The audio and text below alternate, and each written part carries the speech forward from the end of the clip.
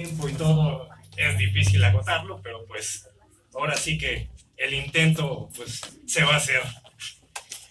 Pues como sabrán, la muerte eh, representaba para los antiguos nahuas, particularmente los del centro de México, es de los que voy a hablar yo, algo muy diferente de lo que representa para nosotros.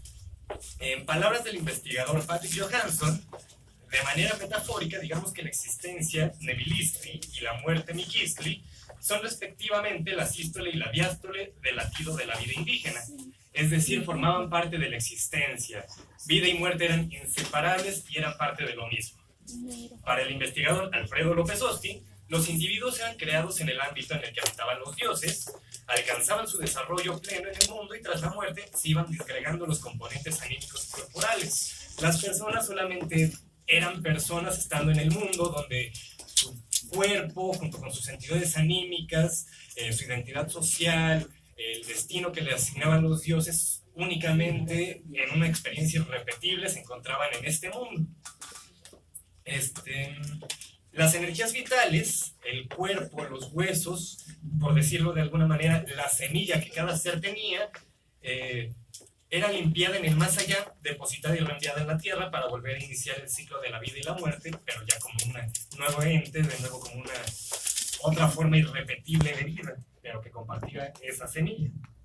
El investigador Michel Grolish, por su parte, decía al respecto de la vida y la muerte de los antiguos nahuas que los hombres tenían una deuda con los dioses a la cual habían obtenido cuando los dioses crearon a los dioses, hicieron sacrificios sobre ellos y al otorgarles todos los bienes necesarios para la vida. Yo por mi parte prefiero remitirme así directamente a la mitología. Aquí nada más voy a explorar principalmente un manuscrito que se llama La historia de los mexicanos por sus pinturas, al menos las versiones míticas que él contiene y algunas con las cuales apoyarme, para intentar explorar qué sentido le daban los nahuas a la vida, a la muerte y qué pasaba con ellos después de fallecidos. Bueno, para comenzar, ellos creían que en el principio existía nada más una pareja o una dualidad en la parte más alta del cosmos. Algunos le dicen Omeyocan, Tamuanchan, en fin, el nombre no es lo más importante, la cosa es que siempre estaba en el lugar más alto, el cual tuvo a 4 hijos.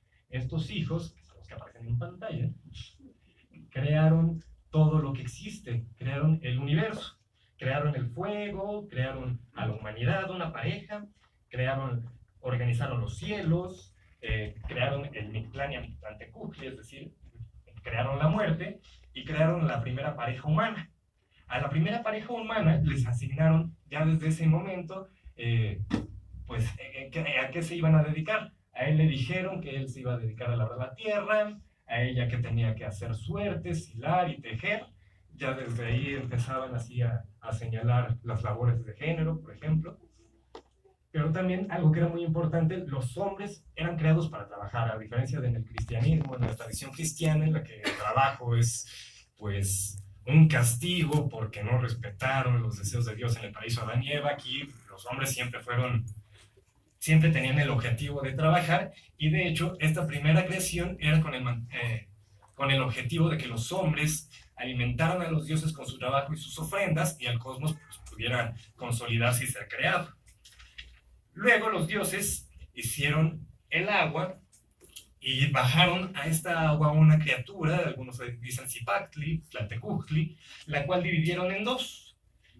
Esta deidad pues sufrió mucho al ser partida, entonces los demás dioses, para compensarla, decidieron crear a partir de ella todo lo que los dones de la tierra, las plantas, los árboles, las cuevas, los ojos de agua. Pero esta diosa, para entregar todos estos dones, demandaba y pedía a gritos, literalmente a gritos y a llantos, como la Llorona, pedía que se le alimentara con la sangre y los corazones de los hombres, ante lo cual pues no les quedó más remedio a los dioses que aceptar. Aquí vemos varias imágenes, un fragmento del mito. En fin, pero para ser breve, voy a seguir. Después de esto, los dioses, particularmente Tezcatlipoca y Quetzalcóatl, pelearon mucho entre ellos para ser un nuevo sol. Era necesario un sol para que mantuviera toda esta existencia, todo lo creado. Fueron 4 los soles que crearon y 4 veces los destruyeron entre ellos. En cada sol habitó una humanidad diferente. Después de que se caía el sol o era destruido, estos hombres que habitaron quedaban transformados, por ejemplo, en aves, en peces, en monos, de manera que los animales, las criaturas que existen, son hombres de otras épocas que quedaron transformados después de alguno de los cataclismos del sol. Hubo una pareja que sobrevivió a todos estos cataclismos, gracias a que los dioses les anunciaron antes de que iba a haber un diluvio, ya que sabían que el sol se había caído y que el cielo también se había caído. El cielo, como pues, todos sabemos, es agua y arriba, inundó todo y ellos se salvaron al meterse en un agüehuete y ahí esperaron, nada más que los dioses les habían indicado que tenían que comer nada más maíz hasta que bajaran las aguas. Pero ya una vez que bajaron las aguas, ellos vieron un pescado, les pareció fácil, tenían hambre, cocerlo y ahumaron el cielo. Según algunas versiones, los dioses mandaron un gavilán. Según la versión de la historia de la leyenda de los soles, mandaron a Tezcatlipoca para ver qué pasaba. Al principio, una de las aves que mandaron, que era el zopilote, se quedó con la pareja a comer del pescado, y entonces tuvieron que mandar a otra ave, que está el gavilán, perdón que me confunda, y entonces el gavilán ya fue con el chisme con los dioses. Los dioses castigaron a la pareja, cortándoles la cabeza y poniéndoselas en los traseros y formando a los perros, y los perros estaban destinados desde entonces a comer carroña, así como el zopilote por haberse quedado con ellos. Los dioses volvieron a separar el cielo y la tierra y tuvieron que crear una nueva humanidad. Quetzalcóatl, en algunas versiones, Xolotl en otras, bajaron al Mictlán, el lugar de los muertos, donde los huesos de esas humanidades anteriores, de los que no se habían transformado, permanecían, porque los huesos eran como la semilla para generar un nuevo ser. Xolotl o Quetzalcóatl tuvieron que prácticamente robarlos, aunque cayeron en una trampa de Mictlantecutli. Los llevaron ya sea a Chicomostoc, que es las 7 cuevas, de donde se dice que nacieron los distintos grupos humanos que les tocaron a los mexicas estar presentes y viviendo con ellos, como los chalcas, los tepanecas, en fin, todos los demás. Otros dicen que a Tamuanchán, pero el caso es que los dioses tuvieron que hacer sacrificio. Quetzalcóatl, por ejemplo, se sangró el pene sobre estos huesos molidos, y de ahí nacieron los hombres. Un nuevo sol también era necesario para que la humanidad existiera. Los dioses se reunieron en Teotihuacán, y uno de ellos, que era un joven dios hermoso, rico, les dijo, se ofreció para ser sol. A los demás dioses como que no les pareció mucho la idea y decidieron designar a un dios viejo y buboso, enfermo, que se llamaba Nanahuatzin. Ambos hicieron penitencias y ayunos durante 4 días, y ya cuando llegó el turno de lanzarse a una hoguera en la cual morirían y se transformarían en el sol, Tecusistecatl, al no haber hecho los ayunos y penitencias necesarios sobre su cuerpo, ya que él solamente había estado ofreciendo pues copal, riquezas, intentaba comprar pues su camino al cielo, mientras que Nanahuatzin sí se hacía sacrificios terribles, las bubas de sus enfermedades las utilizaba como copal, se sangraba mucho, él sí estaba preparado, pues Tecusistecatl no saltó, y Nanahuatzin sin dudarlo lo hizo. Después de una breve pausa que hicieron a través del Mictlán, volvieron a salir, pero los dioses, Nanahuatzin ahora salía resplandeciente, salía como el sol, en tanto que Tecusistecatl, los dioses no permitieron que se transformara en sol y le arrojaron una luna a la cara, que sigue marcada en la luna, para que no brillara tanto. Todos estos mitos, ya para no aburrirlos, plasman varios aspectos de lo que serían las concepciones de vida y muerte entre los antiguos nahuas. Por un lado, la humanidad había sido creada desde el comienzo para trabajar. Entre estos trabajos se encontraba el alimentar a los dioses por medio de sus ofrendas y su vida, su sangre, sus corazones, ahora sí que por medio de su cuerpo mismo, que era con el que se alimentaba la tierra. La muerte era requisito para la existencia de la vida y para que la tierra hambrienta pudiese dar sus dones. Nos sorprende, por tanto, que entre las primeras creaciones estuviera Mictlantecutli y el Mictlán, es decir, la muerte misma. La muerte implicaba una transformación. De esta manera, los animales habían sido creados a partir de las distintas humanidades y Nanahuatzin y Tecucistecat se habían convertido en sol y luna. Debido a que todo era creación de los dioses, incluyendo el tiempo mismo cada día era un dios que circulaba por la tierra llevando una carga, una influencia con la cual se determinaba y se destinaba lo que le sucedería a los individuos que iban a nacer.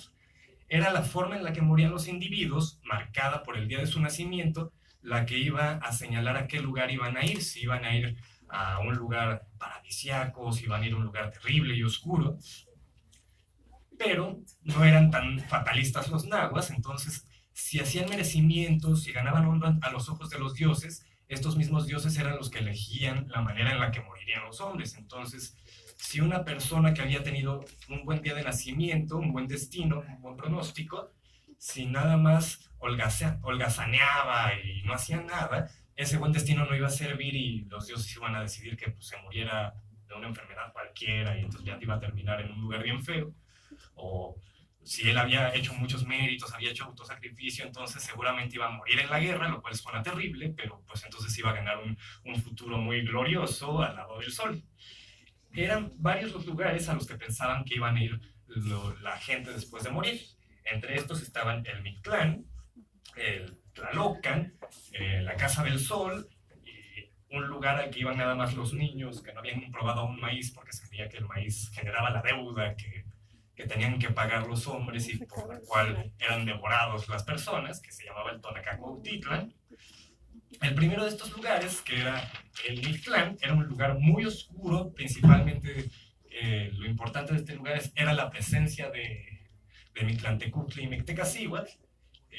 Como mencionaba el compañero al hablar de los animales y eso, aquí esos animales, por ejemplo, ¿cómo se llama? El pinahuastle, era devorado, era comido, era parte del alimento, porque en este lugar todo era espinoso, todo era como podrido, era una especie de inversión del mundo en el que nosotros vivimos. Ahí los seres iban siendo descarnados, iban siendo destruidos poco a poco, despojados de su carne, se iban transformando en una especie de esqueletos, por decirlo de alguna manera. Y ellos a su vez iban devorando a todo lo podrido que estaba sobre la tierra. Por ejemplo, las flores hermosas que existían sobre la tierra habían surgido cuando un murciélago mordió a la diosa Xochiquetzal en la vagina, y de esta manera también por eso menstruan las mujeres, esa sangre, de ahí surgieron las flores, pero apestaban horrible hasta que Quetzalcóatl las tomó y las llevó ante Mictlantecutli, que en el Mictlán las lavó, y de esta manera algo podrido se volvía una nueva vida y algo precioso. En el Mictlán, además de limpiar las cosas podridas que había sobre la tierra y purificarlas para hacer una nueva semilla, los muertos también tendrían la tarea de acompañar al sol hasta que volviera a salir en el amanecer y también de anunciar la muerte. Por ejemplo, los búhos eran los mensajeros de Mictlantecutli y en tiempos de crisis se aparecían los muertos de repente y llegaban anunciando cosas terribles. A Moctezuma mismo de repente le salieron alguno que otro muertito diciendo que iba de Mictlán a anunciarle que iban a venir gentes y que iba a valer queso el pobre. Bueno, el Mictlán estaba lleno de peligros, tenía una geografía muy compleja, era oscuro, y había en los lugares, esta es como nada más una esquematización que hicieron los españoles posteriormente, pero no refleja mucho la creencia prehispánica, que simple y sencillamente no se sabía dónde estaba cada cosa, no se sabía qué pasaba y era la oscuridad total la que imperaba allá. Algunas fuentes dicen que después de 4 años, con la ayuda de un perro que ayudaba a cruzar un río, se llegaban a Mictlantecutli y ahí morían los difuntos. Aunque parece ser que más bien sufrían una transformación y nuevamente generaban nueva vida. Otro lugar que existía era el Tlalocan, que era concebido como un lugar paradisiaco en el que habitaba Tlaloc junto con sus ayudantes, que eran los Tlaloc. A este lugar iban todos aquellos que morían por alguna enfermedad acuática o por criaturas asociadas a Tlaloc, como eran enfermedades como la gripa, la gota, o si a alguien le partía un rayo, pues también se iba al Tlalocan. Incluso se dice que la gente que guardaba las riquezas se ganaba la envidia de los tlaloques, y estos lo mataban y lo accidentaban en el cerro, por ejemplo. Todos los que morían iban a este lugar, que además era un lugar lleno de abundancia, de agua, de árboles enormes, de casas, mazorcas, había de todo ahí, y de ahí salía toda la abundancia hacia la tierra. Los que iban a ese lugar se terminarían convirtiendo en tlaloques, que eran los cerros o en vientecillos. Bueno, de ahí surgían también las aguas de lluvia, que eran los tlaloques los que la llevaban hacia el mundo. El otro lugar que existía era la Casa del Sol. Ahí iban los guerreros que morían en la guerra y la gente muerta en las piedras de sacrificios, y también era considerado como un lugar seco, con árboles, pero en los que cada vez que pasaba el sol iban festejando los guerreros y eran muy felices ahí. Y después de 4 años se convertían en pajarillos que iban a chupar las flores y a pasarla bien entre los árboles y las flores. Las mujeres muertas en el primer parto también iban a este lugar, pero iban nada más como en la parte del atardecer, donde ellas llevaban al dios ya al sol, cargándolo como en andas, hasta que lo dejaban en la noche en manos de los habitantes del Mictlán. Estas mujeres en las noches se transformaban en seres espectrales que bajaban a la tierra a buscar pues, a los niños que no habían podido tener, por ejemplo, o a sus maridos, a sus instrumentos de labranza, y llevaban normalmente desgracias, pero también podían a veces ser benéficas y ayudar con la agricultura, aunque normalmente eran muy mala señal y todo el mundo les temía. Una de sus manifestaciones más interesantes es la Llorona misma, que hasta hoy en día, y particularmente en estos días de muertos, se recuerda. Y el último lugar era el árbol el Tonacacacuautitlan, que era el que iban los bebés que morían antes de probar maíz. Todas, dependiendo de la manera en que se moría y del rango social, se hacían distintos rituales funerarios. Se hacían unos cada 20, 40, 60, 80 días, y después cada año durante 4 años, que era cuando se consideraba que la transformación del muerto era completa. Algunos pensaban que los nahuas, que después de esos 4 años simple y sencillamente dejaban de ser, pero era más bien que se transformaban en otra entidad, y lo que dejaba de ser era el individuo que habían sido en la tierra, pero un algo permanecía en esta tierra, ya fuera a través de sus familiares o sus restos que se quedaban enterrados, aun cuando hubieran sido incinerados, que luego eran enterrados en alguna parte.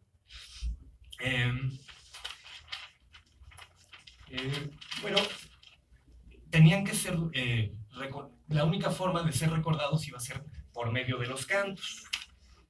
Hoy en día, las fiestas de los Días de los Muertos han ocupado en gran medida el lugar que tenían aquellas fiestas dedicadas después de los ritos mortuorios cada 4 años.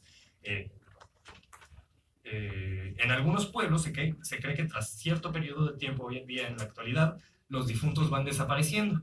En otros se piensa que van siendo olvidados, y cuando esto pasa y desaparecen, entristecen y dejan de existir esos muertos olvidados. Pero hay otros pueblos hoy en día en los que se cree que si uno en estas ofrendas de días de muertos las hace grandes y alimenta muy bien a sus muertitos, estos muertos van a seguir ayudándoles durante todo el año a hacer que su trabajo fructifique y se vea, y además van a ir con el chisme con otros muertos a invitarlos a que vayan con las ofrendas de sus familiares. Así que pues ahora sí que pongan sus ofrendas de Día de Muertos para que lo siga el muerto bueno. Y bueno, muchas gracias. Bueno,